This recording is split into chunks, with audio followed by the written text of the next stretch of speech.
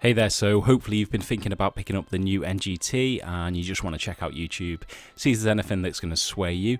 I would say that lots of the pros and cons I talk about here will apply to any of the more powerful e-moped, e-scooter models that are currently out there. So the Super Socko, for example, which whilst it's got the motorbike stylings, is quite a similar setup to the Niu NGT. Okay, so in this video, I just want to talk about the pros and cons as I see it so far. Now, this is coming from a user that's got about 1,500 miles on the clock, so I've ridden it in all weather conditions. I've taken it on some like long road trips and some city driving, so I feel I've got a really good grip of the positives and the negatives and wanted to share them with you. Hopefully that will allow you to make an informed decision about whether or not you pick one up. Spoiler alert, I think they're amazing, but let's go through them one by one. So the first pro I've got here is the cost. Obviously I dream of getting a Tesla or a Polestar. Until I can get to that point though, spending $3,000 on an electric vehicle is a bit of a dream. It's allowed me to reduce my carbon footprint in quite an affordable manner. So as something that you're going to use regularly, it's actually quite an affordable vehicle. So the current price for a Niu NGT is around $3,200, I believe. Obviously it's zero emissions, so there's no road tax to pay, and you're going to have 3 years without an MOT. There's very little to service on these machines as well, so ideally they're not going to cost you a lot down the line as well. The second big pro for me is the cost of running. Now, since purchasing this vehicle, I would say that the amount I spend on petrol for my car has probably reduced by about 2/3, simply because I'm just not using my car so much. I have a other vehicle that I can plug in and charge, and it just means that lots of the journeys that I would normally make in a car where I didn't really need to use the car, I'm now making on the Niu NGT instead, and actually I'm just saving so much money. So plugging these things in, charging them off the mains, it's going to cost you £1, maybe a couple of quid to charge to full, but you're going to get some range out of that. You're going to probably get around 50 miles range if you're just razzing on sports mode the whole time. If you're just doing kind of suburb or city commuting, you're probably going to get double that. It's a fabulous vehicle when it comes to the costs. The third pro for me, and particularly as this is my first two-wheeled vehicle, is it just feels safe. Like you feel like you're really aware of what the road is doing. You feel super connected. There hasn't been many occasions where I've felt unsafe on the vehicle. On the one occasion, it was just me being a wally, leaning on the front brake as I turned, and my back wheel happened to be on a manhole cover at the time. Slid out slightly but managed to recover it. But on my day-to-day driving, I feel super safe on the vehicle and I feel really connected. Number 4, as a pro, the ride, it feels comfortable as well. I tend to use it in an unusual way. I think most people will pick up this vehicle to do short commutes. I do quite lengthy commutes on it, kind of 20-25 miles on it, and it very rarely feels uncomfortable. The seat feels nice and soft, even in kind of less enjoyable conditions like wind and rain.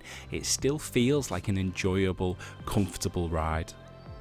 The 5th pro for me is how quiet it is. It makes almost no noise. It has a little whir, perhaps.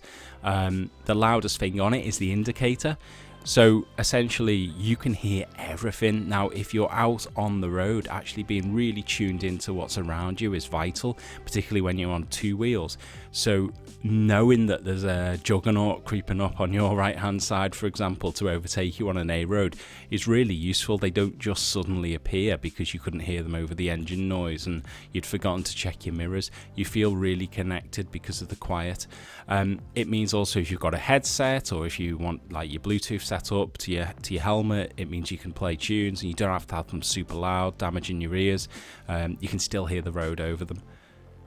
The 6th pro for me, and like this is probably the biggest one, and it was the reason I picked it up, was just that you know you're doing good. You know that you're reducing your carbon footprint. In fact, the app tracks the amount of carbon that you've saved by using the vehicle. So it's a nice little pat on your back from time to time to consider maybe you'd be using your car, your petrol car at that point, that you're on your electric vehicle and you're not polluting the atmosphere.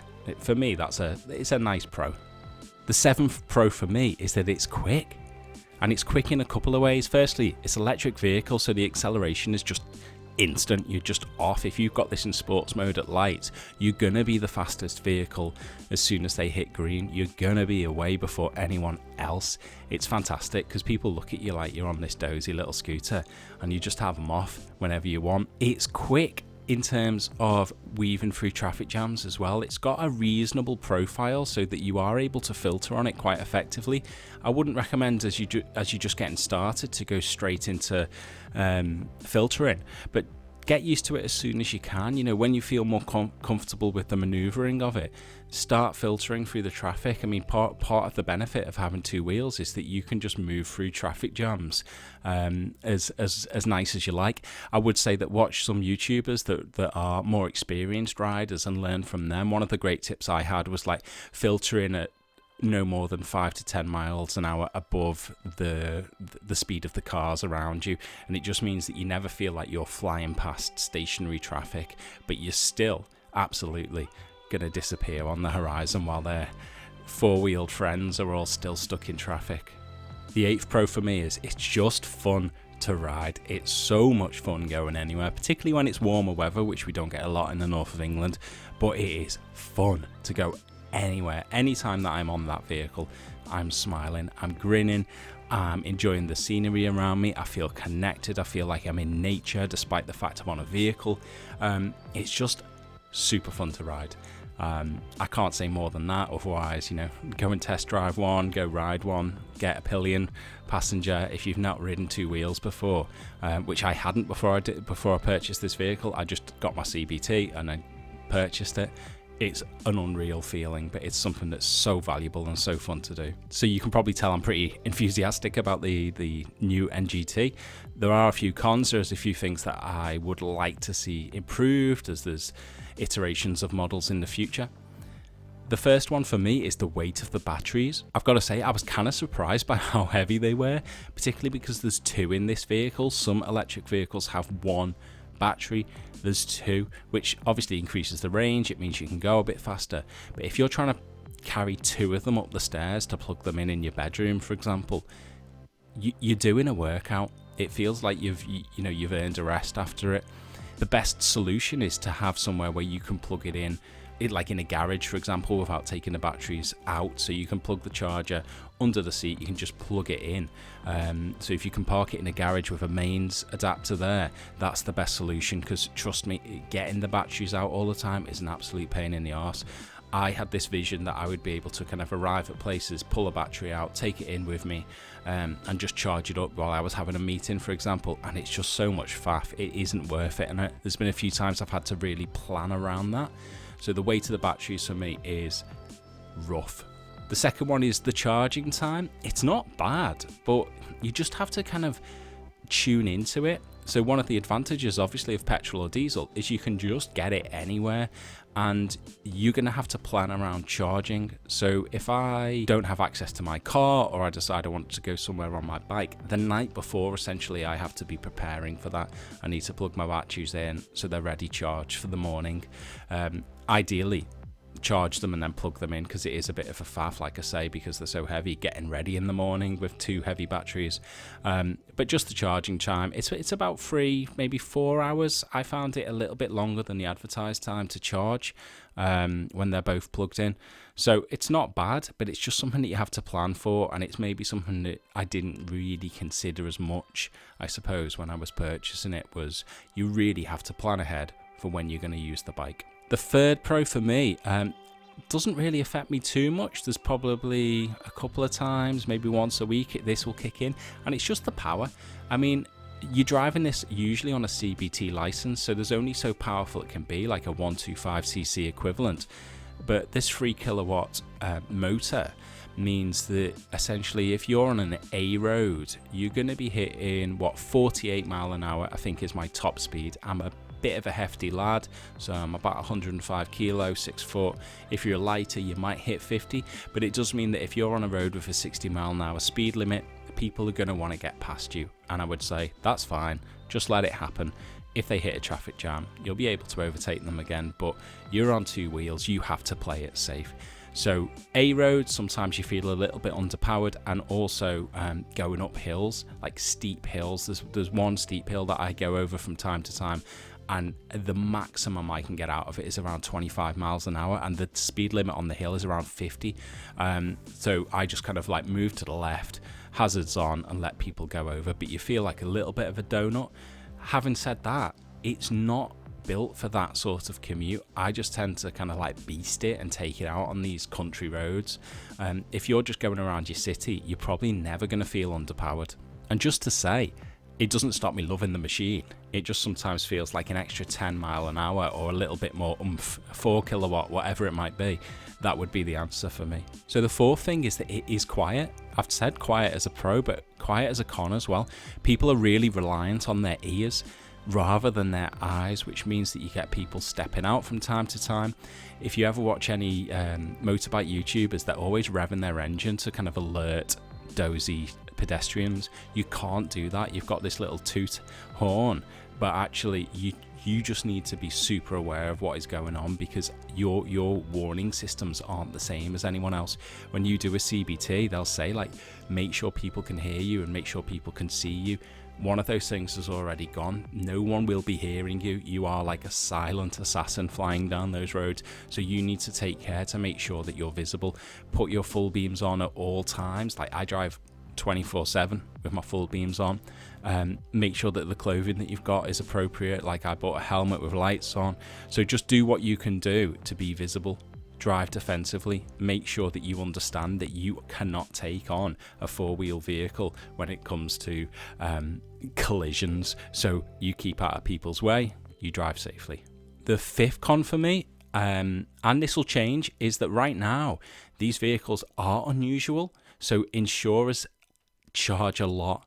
The premiums on these probably are not quite double maybe, but they're an extra few £100 than what they would have been on a similar 125 vehicle, a brand new 125. So if I was looking at like a Honda Super Cub, I think insurance around here in Liverpool where I am, a lot of 125s get stolen, so insurance is quite high. I think it was around £600 for a Super Cub. The insurance on this is £1,000. So just to kind of make sure that you fully understand the costs going into it, you're going to save money, but you're probably not going to save hundreds and hundreds of pounds. It's a fun vehicle to have, so do try and be careful with your insurance shopping. Make sure you price it up first before you do so. If you're buying it like I did for the planet factor, that probably isn't going to matter so much, but it is really worth considering that until the prices start to drop of the two-wheeled electric vehicles, premiums are still going to be a little bit kind of mega. The final con, and this is just something to bear in mind really if you're going from four wheels to two wheels in any way, this isn't specific about this vehicle, you have to factor in setup time. If I'm going to a meeting in my car, I can get ready and I can jump in the car and go. If I'm going to a meeting on my bike, I have to get my kit on, my waterproofs, my helmet, my jacket, and that can take time. I have to unlock my bike, I have to relock it up at the next place, I have to put the rain shield on, I have to get all my gear off, I have to find somewhere to put my stuff. So you have to really think about what you're going to use it for. Like as a bare minimum, you've just got to have a helmet on to ride legally in the UK, but you're going to need gloves, because even going 20 miles an hour down a suburban road, your knuckles are going to freeze off. So gloves and a helmet would be the minimum, but I would say you're going to want to ride with some form of protective armour at all points. Even if it's just a jacket with a little bit of plating in, I think that would be a good start. You're going to want something that's got thermal, you're going to want something that's got waterproof as well. And you'll realise that as you hit your first rainstorm. So hopefully that's been useful. Like I say, I absolutely love it. I'm really excited about seeing future generations. I'll probably keep this one for another year. Ideally in that time I will have done my A license. I'm looking at the electric motorbikes of the future and the new kind of Harley Livewire, etc. I don't think necessarily they're worth the price at the moment, but in a couple of years time I think there'll be some real competition in this sector and I'll be really excited to see the way it goes. If this video was useful, leave me a comment, let me know what you're thinking, whether you're thinking about the Niu, whether you're thinking about the Super Socko, or there's loads of other electric vehicles out there. If you've test driven one, let me know. Leave us a thumbs up, hit subscribe if you like it, you don't have to, but it'd be cool, and hopefully see you soon. Bye.